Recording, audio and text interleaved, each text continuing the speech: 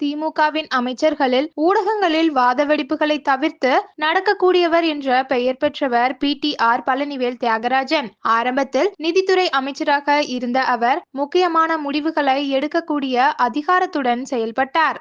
ஆனால் ஒரு கட்டத்தில் முதல்வர் ஸ்டாலின் குடும்பத்தை பற்றிய அவரது கருத்துக்களை கொண்ட ஒரு ஆடியோ வெளியானது பெரும் சர்ச்சையை ஏற்படுத்தியது.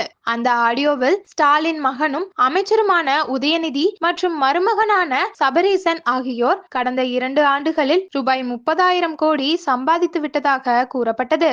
இது இணையத்தில் பரவி பெரும் தாக்கத்தை ஏற்படுத்த PTRின் கட்சியில் உள்ள செல்வாக்கு குறைந்தது. அதன் பின்னர் அவர் நிதித்துறையிலிருந்து மாற்றப்பட்டு தகவல் தொழில்நுட்பத்துறைக்கு இடமாற்றம் செய்யப்பட்டார். இதன் மூலம் அதிகாரமும் குறைந்தது. மதுரை மாவட்டத்திலும் PTRக்கு இருந்த ஆதரவு குறைய தொடங்கியது.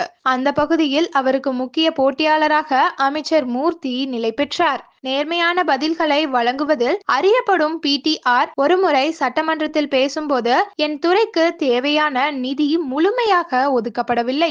மற்ற மாநிலங்களில் போல தகவல் தொழில்நுட்ப பூங்காக்கள் எங்கள் துறையின் கட்டுப்பாட்டில் இயங்கவில்லை என வெளிப்படையாக குறைபாடு தெரிவித்தார். அதன்பின் யாரிடம் நிதியும் அதிகாரமும் இருக்கிறதோ அவரிடம் கேட்டுதான் திட்டங்களை செயல்படுத்த முடியும் என்றார். இந்த கருத்துக்கள் திமுகவுக்குள் எதிரொலியை ஏற்படுத்தின.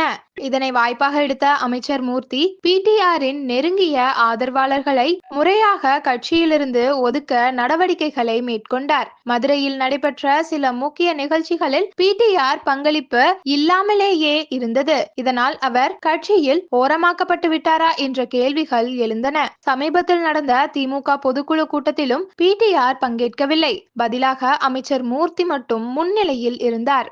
அமைச்சர் பொறுப்பு மாறியதிலிருந்து PTR முற்றிலும் சைலண்ட் மோடில் செல்ல தொடங்கினார். இந்நிலையில் 2026ஆம் ஆண்டு சட்டமன்ற தேர்தலில் போட்டியிட விரும்பவில்லை என்றும் லண்டனில் தனது மகனுடன் சென்று வாழ்க்கையை தொடர விரும்புகிறார் என்றும் தகவல் வெளியாகியுள்ளன. அதே நேரத்தில் PTRக்கு தேசிய அரசியலில் ஒரு இடம் அமைக்க திமுக முயற்சி செய்து வருவதாக கூறப்படுகிறது. ஆனால் அந்த முயற்சியையே PTR நிராகரித்ததாகும் தகவல் கட்சி தரப்பில் பெரும் அதிர்ச்சி ஏற்படுத்தியுள்ளது. புதிய கல்விக் கொள்கையை விமர்சித்த PTR தனது பேச்சில் தேசிய அளவில் கவனம் பெற்றார். இதற்காக அவரை முதல்வர் ஸ்டாலின் நேரில் பாராட்டியதாக தகவல்கள் வெளியாகின. இருப்பினும் அவரது சமீபத்திய நடவடிக்கைகள் மற்றும் நிலைப்பாடுகள் திமுகவுக்கு எதிராகவே செயல்பட்டதாகவும் அமைச்சர் பதவியில் ஏற்பட்ட தாழ்வு அவரின் செல்வாக்கை மட்டுமின்றி கட்சியின் உள்நிலையையும் பாதித்ததாகவும் கூறப்படுகிறது. இதேபோல் செய்திகளை உடனுக்குடன் தெரிந்து கொள்ள சதுரங்க மீடியாவை சப்ஸ்கிரைப் செய்து கொள்ளுங்கள். மேலும் சேனலில் பதிவிடப்பட்டுள்ள அனைத்து வீடியோக்களையும் பார்த்து தெரிந்து கொள்ளுங்கள். நன்றி.